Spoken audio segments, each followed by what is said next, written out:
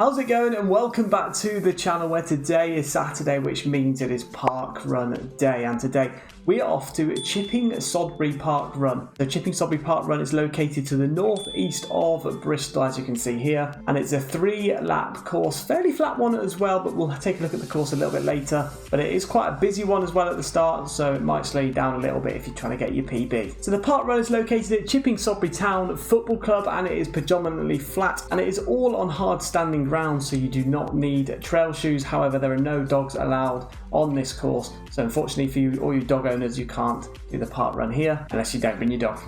But before we do take a quick look into the course, if you don't know what a park run is, it is essentially a 5k run ran by a group of volunteers who marshal and time the event. You then finish the event, you have your own personal barcode after signing up. They'll then give you a barcode with your position on it. They scan both of those, and then you get your official park run time. Now, a quick summary of the course, then we'll go in a bit more detail. So it is a 3-lap clockwise course. As you can see, it is very flat.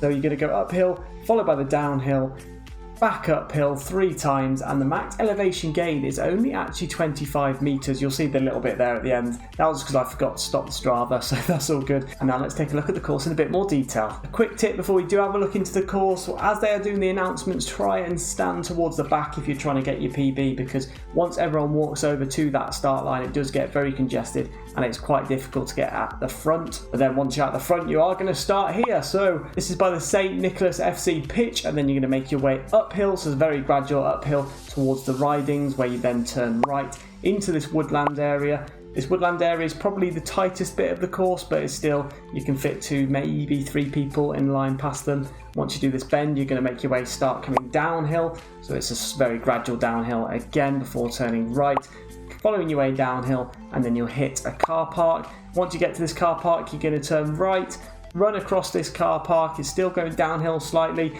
You then hit a sort of roundabout like thing where you can either go right or left. You'll find that as the run goes on, the slower people will go to the left or the right, and then you just go the opposite way, so you're not colliding with them. And then once you get to the bottom here, you then turn right and you'll start making your way back uphill. There is a penstock, which is quite awkward, to be honest, where you have to sort of weave in and out, which you'll see in the video. So that's quite an awkward one just about here. And you'll find at this point you may get a little bit held up, but it's all good. Then you're going to make your way uphill. You're going to do this lap 3 times. But on the 3rd time, it's a little bit shorter, and you're going to turn off to the right here, right back at the start where they do the announcements and where the main car park is as well. And then that is the run. And now let's take a look at the Chipping Sodbury Parkrun record. So the fastest male was Benjamin Toomer with a time of 15 minutes and 25 seconds. Very impressive. And another very impressive time is the fastest female with a time of 17 minutes and 1 second, and that is Zoe Wassell, maybe, or Wassell. Sorry if I messed up your name there. And then the average number of runners is usually around 287, so as you can see, a fairly busy one with a average time of 29 minutes and 24, which is slightly quicker than our last week one. And now let's take a look at my stats. So these haven't changed in a while, but we have done 13 park runs now. This will be the 14th different park run. Our best finish position was 4th at Zaloni Jar, and our fastest times was 5 Archers in 3rd with a time of 23.25, Evesham with a time of 23.01, and my fastest time has been Summerdale Pavilion with a time of 22.32. So as you can see, we got stuck in the middle of the pack. It is a very, very busy start. This one very congested, and it's tight as well. There's no light space, grass verges to take over people. It is all literally a path with trees on one side and a fence and a hedge sort of row on the other side. But we're about to start. It won't look like we've started because it's going to begin with a little bit of a walk, but then slowly as it goes on, it spaces out a bit. But 3, 2, go! We're off already. I've just realised we have started. As you can see, we are moving ever so slightly, and we're getting into a little bit of a jog now, and we're heading our way uphill for a gradual, slow incline, all on hard stand there. Maybe a little bit of grass that you can slip on that right hand side if you do want to take over people, but not much to see right now. And we're going to make our way up to that first corner at that top hand side where we go towards the woodland.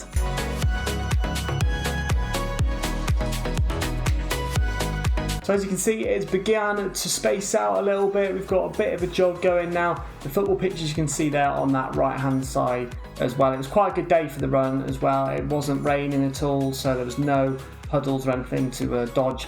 Whereas I don't know if it rains, whether the drainage would be great on these sort of paths. I'm not too sure, to be honest. There may be puddles. Someone may be able to let us know in the comments who's a regular. It's also good to note there were actually pacers here on the day that I did the run. I don't know if it's the last one of every month. They may have pacers, I'm not too sure, so don't take my word on that. But I was trying to eye up the 23 pacer to see whether we could try and get a time better than 23 minutes so that we can get on our best park run leaderboards. As you can see, we're about to head off to the right hand side now through that little area of woodland here, so very congested still. You can see it tightens up a little bit the path, so maybe only 2 people can fit past each other now, and especially when there's public there, which I think there is a little bit later on, it does get a little bit more interesting as you're trying to dodge people, weave in and out and things like that. As you can see, we're still doing quite well, keeping up with the pack. It's hard standing all around here, so no need for trail shoes, you can just use your road shoes.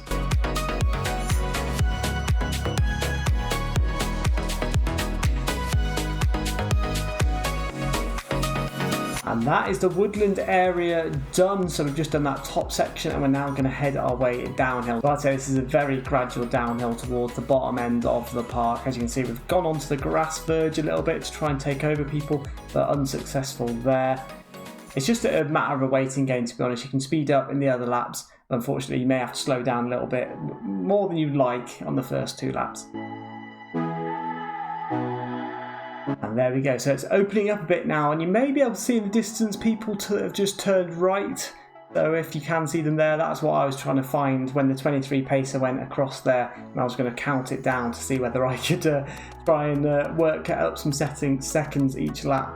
But the pacers all have like a high-vis vest on you, and you'll tend to see a few people that are just sticking behind the pacer and taking over them at the end of the run.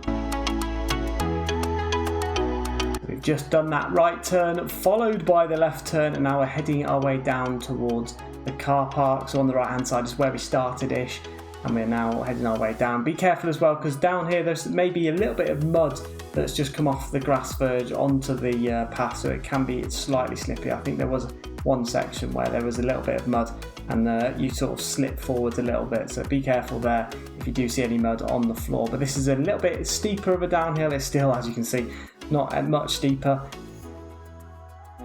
And here is the ever so slightly steeper little hill there, maybe an extra 2 metre drop there, and now we are just trying to slip past a few people. It is quite a busy one, to be honest, and there I'm having to run on the grass just to make sure that I can get past someone, not dangerously basically.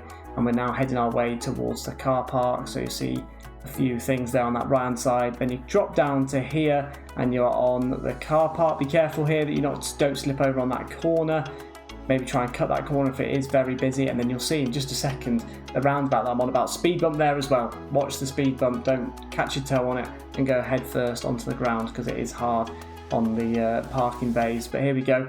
This is the roundabout section now, so you're into this sort of little courtyard area, and you can see here there's a little roundabout, so you can either go on the right hand side or the left hand side. As the laps go on, you'll see that more people use both sides, so either the slower people or the faster people go on the left, and then vice versa.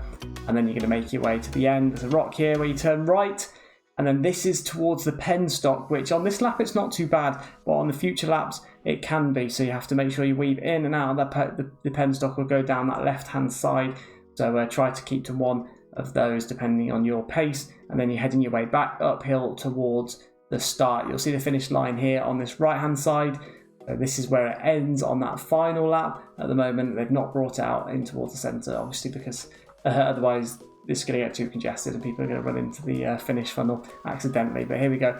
The one thing to note is that car park there. If you do park in that car park, it doesn't open until after the event. So if you're a quick runner or you don't want to stay around that much longer after, don't use this car park. But we're heading our way now down either the car park or the path. You can choose depending on which is the safest at the time, back to the start line.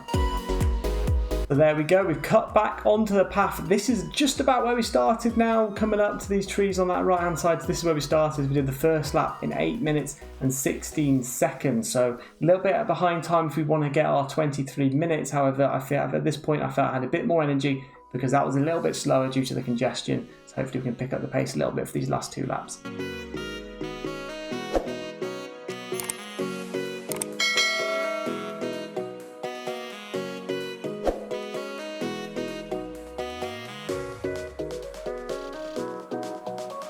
You do want to try and get your PB on this course because it isn't too bad, to be fair. It is fairly flat and it's not that hilly at all.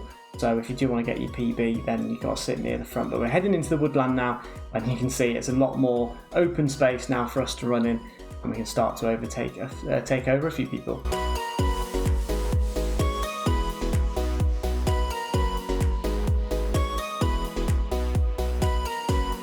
So we're back out of the woodland, heading our way now downhill towards that right turn, keeping our eye out again for that pacer doing that right turn, and then counting the seconds away from them in my head. One fun fact is I don't actually wear a watch, I don't have a Garmin watch or whatever to actually measure my pace. I just try and get out there, do it it's just a bit of fun for me, really, to be honest. I'm not too bothered on my pace. I obviously do want to try and get better and fitter and things like that, but I'm not too bothered if I don't actually beat the times that I've set for myself. And if you are enjoying this video and you haven't yet hit that subscribe button, hit that subscribe button. It is completely free and it supports the channel, and you can see all the other runs which I do. I try and do a different one every week, but if I can't do that, I will still record this one that I've done before to try and beat my previous time, or maybe sometimes I volunteer as well, so I record little vlogs of that too. So don't forget to hit that subscribe button and like the video as well if you're enjoying this one. This is Chipping Sodbury Parkrun and I really enjoyed this one, so make sure to smash that like button down below too, and share it with any other park runners who you think will actually be interested in this video. I remember after just completing that bend that we'd just gone past, I had actually caught slightly up to that 23-minute pacer, so I knew I was going a little bit quicker this time. I wasn't able to catch up to them, but will we be able to catch them on that final lap? I'm not too sure, to be honest. I think there was just too big a gap. It was about 26 seconds the second time, so I'll have to do a pretty quick last lap, and I was starting to feel it a little bit after the second one because I had sped up a bit. We're just passing that main football pitch there on that right hand side from Chipping Sodbury Town FC, and we're now heading our way back down to this parking lot. I think they may have moved the cones in a little bit so that people aren't tripping over the cones. Maybe that happened on the first lap, I didn't notice it, but you can see there they've cut off that corner ever so slightly, and there's that speed bump again just to keep your eyes out for. And here's that roundabout that we saw earlier. So we're going to go on that right hand side as we've seen the people still on their first lap on that left hand side, so we don't want to collide with them. We're sticking to the right. Walkers there on that left hand side. There's that stone again. Turning right and then heading our way back up and completing that second lap. And as you can see here, this is where it gets congested. Oh no, getting stuck behind the park walkers there, but we have managed to slip past them, and now we are heading our way uphill. This is the steepest bit, as we said in the previous lap. We're just trying to work our way back towards that finish line, and as you can see, it's on 15 minutes 17 seconds, so that second lap was a lot quicker than that first lap. So can we try and get on the leaderboard and maybe knock off 5 arches off the bottom?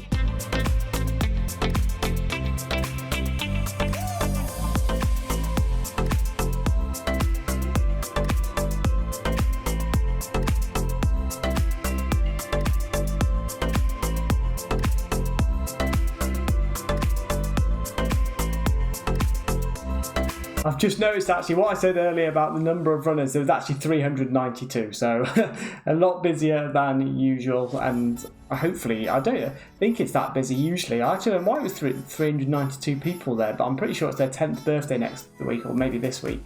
So if it's busier than 392, I'll be impressed, because the average is 290 odd. I don't know why this one was so busy, but yeah, we're going to make our way now towards that woodland area again. Overtake a couple of people here which are on their first lap or second lap, and then we're going to try and beat our time. 23:25 we are aiming for to get on the leaderboard. We need 23:24, so try and knock 5 arches off this week.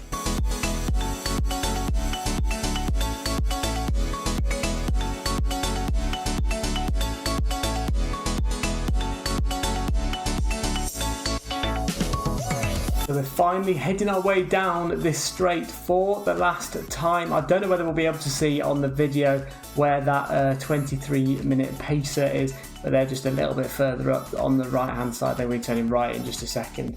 And I remember on the last time I counted, I was 16 seconds, no, not 16, sorry, I was 22 or 23 seconds, I think, off them. So I was trying to catch up with them, but I was just struggling now. I was lagging a little bit more, getting a bit more tired, and it did get a little bit more congested as well on the path in this area.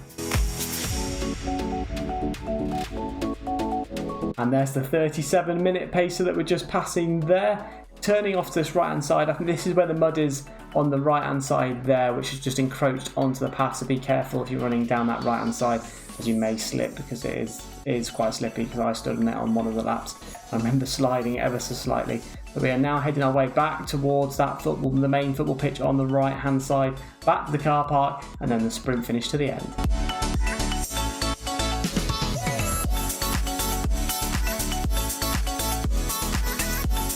We've just passed that first team pitch, heading down to the car park, and you know what? It is going to be close. We could actually beat our 5 archers time. We need a time of 23:24 or less to actually knock 5 archers off this pedestal. Jumping over the speed bump for that last time, we managed to dodge that obstacle, staying up here, and we're heading towards the roundabout, starting to pick up the pace ever so slightly here.